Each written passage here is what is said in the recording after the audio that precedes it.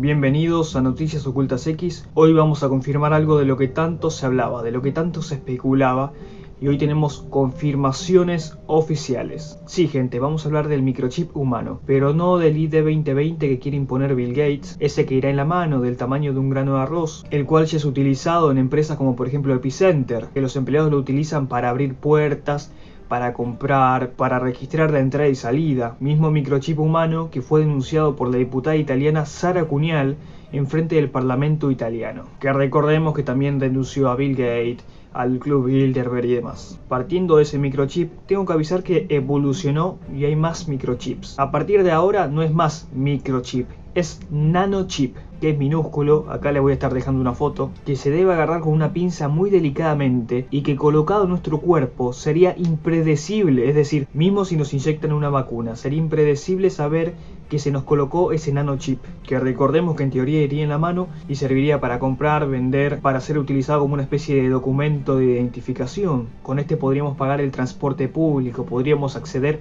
a la salud pública. Recordemos que el dinero físico en teoría sería eliminado a la brevedad de 1 o 2 años más por ser considerado obsoleto, anticuado, inseguro y propagador de virus y bacterias. Entonces con esto estaríamos diciendo de que el ID 2020 básicamente sería obligatorio. ¿Qué pasa con la gente? ¿Cómo toma esto? ¿Cómo se iría aplicando de a poco para que la gente lo acepte?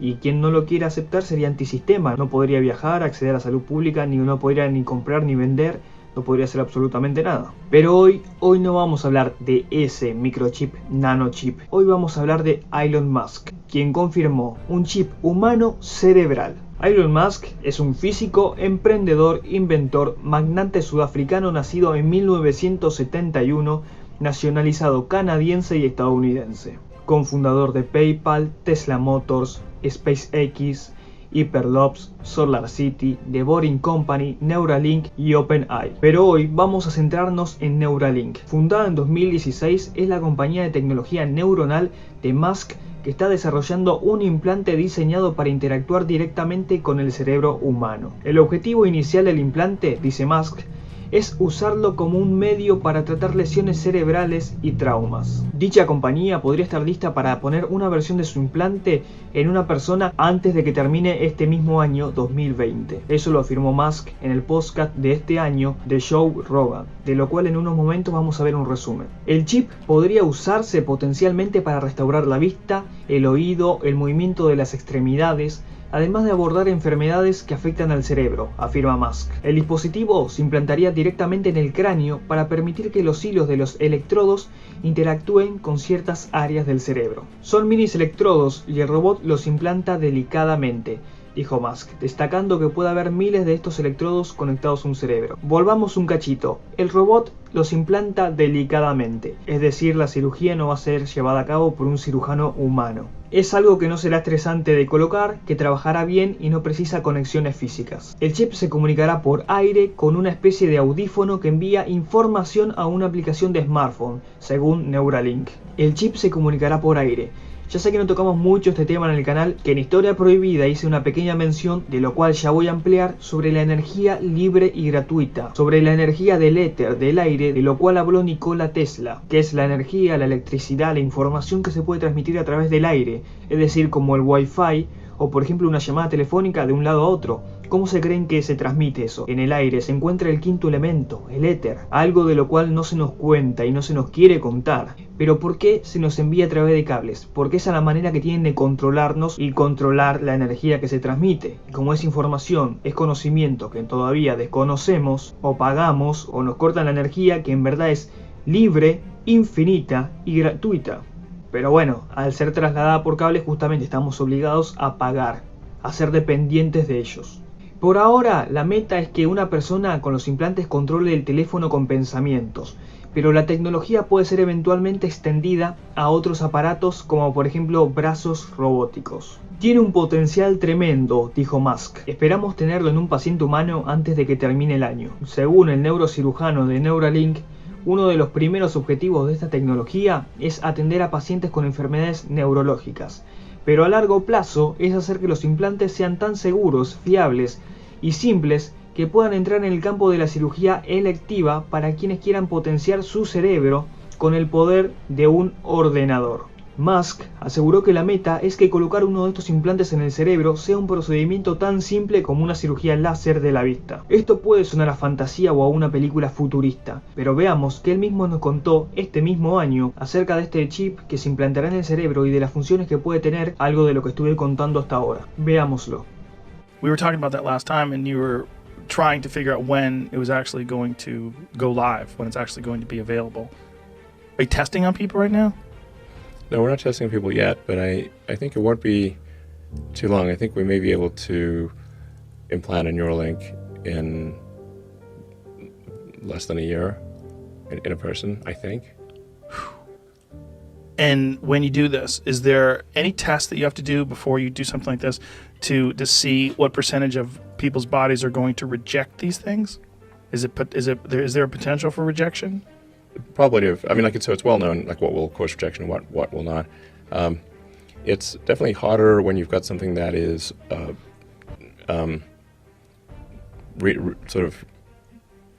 reading and writing neurons. That's generating a current pulse and reading current pulses. That's a little harder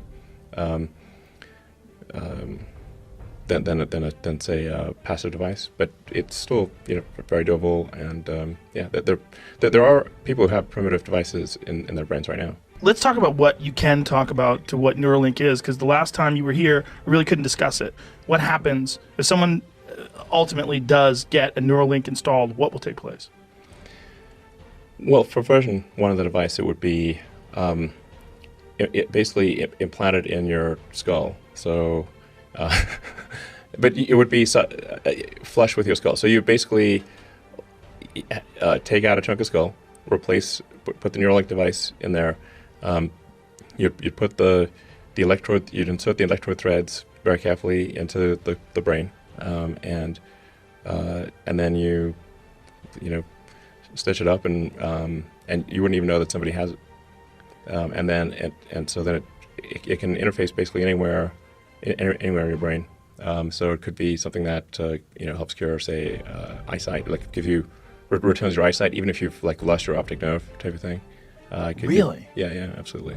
Hearing, obviously. I mean, pretty much anything that it could, in principle, fix almost anything that is wrong with the brain.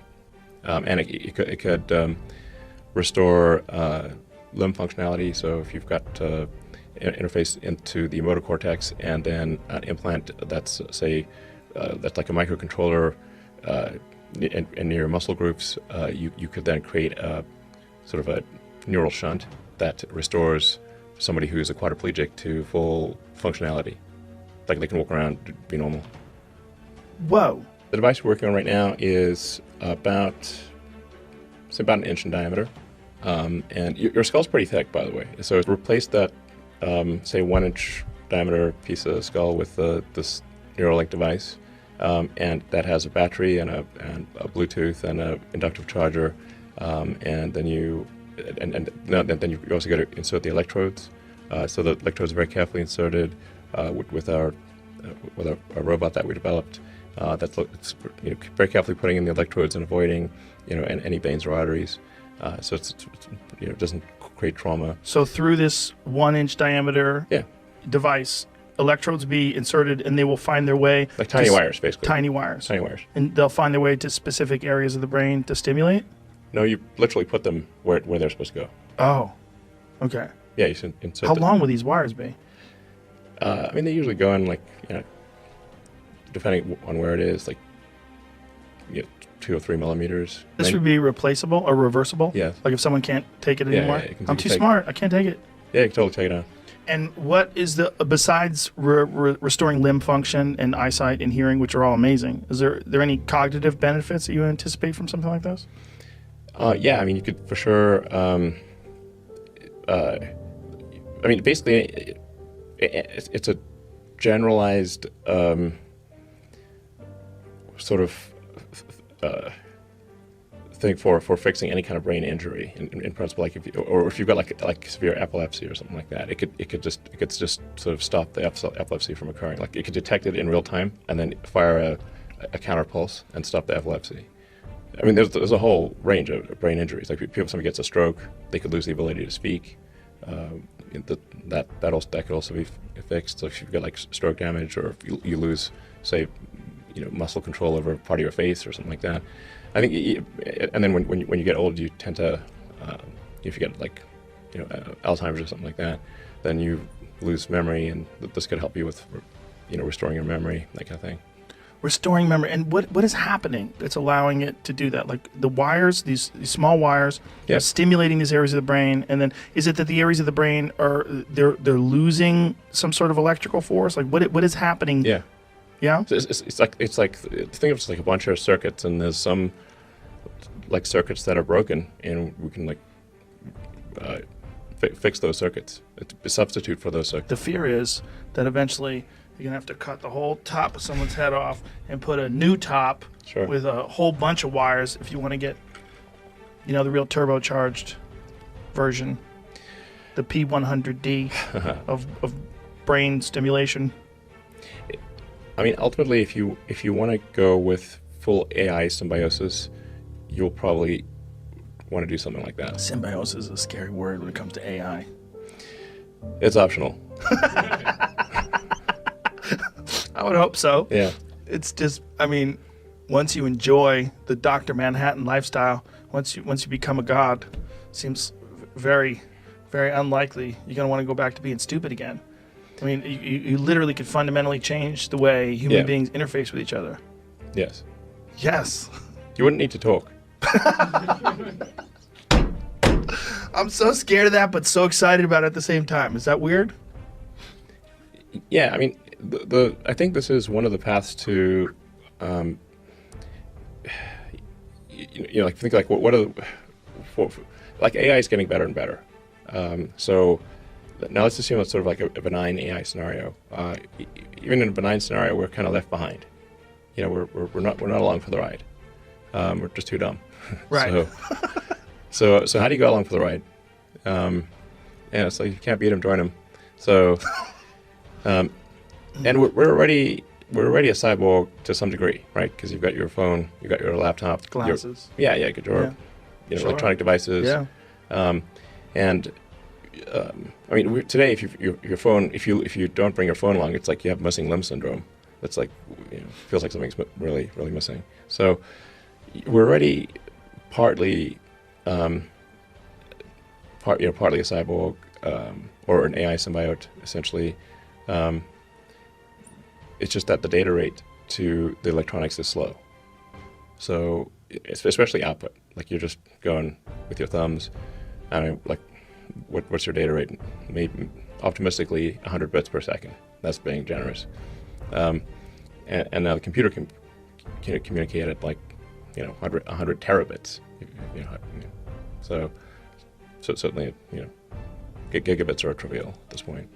So this is like basically your computer could do things a million times faster. Or at a certain point, it's like the AI is like talking to a tree. Okay, it's just boring. You talk to a tree. It's not very entertaining. So if you can solve the data rate issue and especially output but input too, then you can improve the symbiosis that is already occurring between man and machine. So you can improve it in when you said you won't have to talk to each other anymore.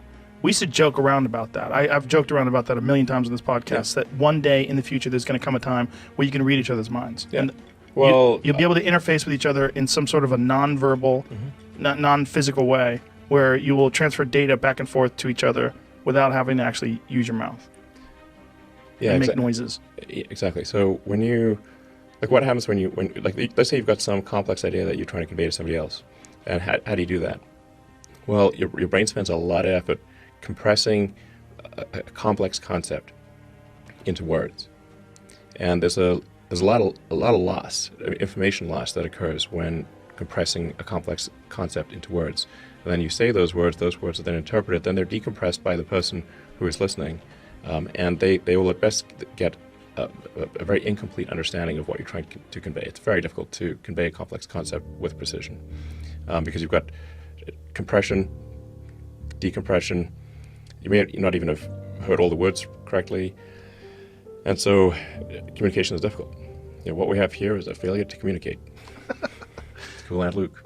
At least for the first few iterations, we'll just be able to use, like, I know that Google has their some of their Pixel buds have the ability to interpret languages in real time. Like, Sure. Yeah, you can hear it and it'll play things back to you in whatever language you choose. So it'll be something along those lines. Yeah. For the first few iterations. Well, the first few iterations are, I mean, what I'm talking about is like in the limit over time, with a lot of development. The first few iterations, really in the first few versions, all we're going to be trying to do is solve brain injuries. So it's like, don't worry that it's not going to sneak up on you. This will take a while. How many years before you don't have to talk? If the development continues to accelerate, then maybe like 5 years, 5 to 10 years. That's quick. That's really quick. That's the best case scenario. No talking anymore in 5 years. Best case scenario. But 10 years more like it. Bueno, vieron, ¿no? Si el microchip nos parecía ya algo raro, algo que nos asustaba, no quiero imaginarme qué estará pasando ahora por la cabeza de muchos de ustedes. A diferencia del microchip, este no será obligatorio, y para ser más analítico, un poco más lógico, comprendemos de que esto tiene cosas buenas, es decir, si una persona de la cintura para abajo no tiene movilidad y con esto logra recuperar esa movilidad, sería algo fantástico. Pero sepamos de qué lado viene esto y que puede haber alguna que otra cosa negativa, obviamente que ya deberemos ir encontrando el pelo. Sería bueno e importante para algunas personas poder aprovechar la tecnología para algo humano bueno, siempre y cuando no tenga efectos secundarios y cosas extrañas. A mí lo que me deja un poco de mal gusto con esto es: si un microchip, un chip en nuestro cerebro, puede controlar nuestro cuerpo, nuestros pensamientos, ¿cómo sabemos que alguien no puede manipular ese microchip de algún lado y controlarnos? Esa es mi duda y por ese es el lado negativo que le veo. Después, por lo demás, hay que reconocer que sería algo muy bueno porque conozco personas que a esto le vendría muy bien. Pero siempre y cuando una persona realmente pueda tener el control total de su cuerpo y no tenga efectos secundarios que se nos estén ocultando. La idea tampoco es convertirnos en cyborg, en un humano robot, pero si nos ponemos a pensar, y creo que en algún momento Musk lo dijo, hoy somos cyborg porque somos una combinación de humanos con máquinas. Nuestro celular al fin y al cabo es algo nuestro, es una parte de nosotros. ¿Saben cómo se naturalizó de que si una persona se olvida del celular, siente como que le falta algo, siente que no se puede comunicar, siente que le falta una parte de sí? Y eso es verdad, no me lo pueden negar. No digo que sea en el 100% de los casos, pero me estiraría que un 95% sí. Y a todo esto, Musk añadió que estas son solo las primeras ambiciones que tienen reservadas para Neuralink, pero que a largo plazo esperará desarrollar un dispositivo que pueda permitir la simbiosis entre humanos e inteligencia artificial. La simbiosis sería una especie de complemento entre humano y tecnología para poder potenciar al humano, pero repito, siempre y cuando el humano tenga el control total de su cuerpo y no haya interferencias de terceros. Bueno, del chip que tanto hablaban los conspiranoicos, que era una mentira, que era un invento, bueno, acá lo tienen confirmado, confirmadito. Cada día se van cumpliendo más de las cosas que decíamos. Parecemos profetas ya. Me gustaría saber tu opinión en los comentarios. Si te gustó o te parece importante esta información, agradecería de que le des me gusta, te suscribas y compartas para que esto pueda llegar a más personas y se enteren de lo que está por llegar. Mi nombre es Martín Vázquez y esto fue Noticias Ocultas X. Tú que vives en una bola, las demás rotando a 1600 por hora. Tú que ya no crees en lo que ves, desde que la ciencia necesitó tu fe.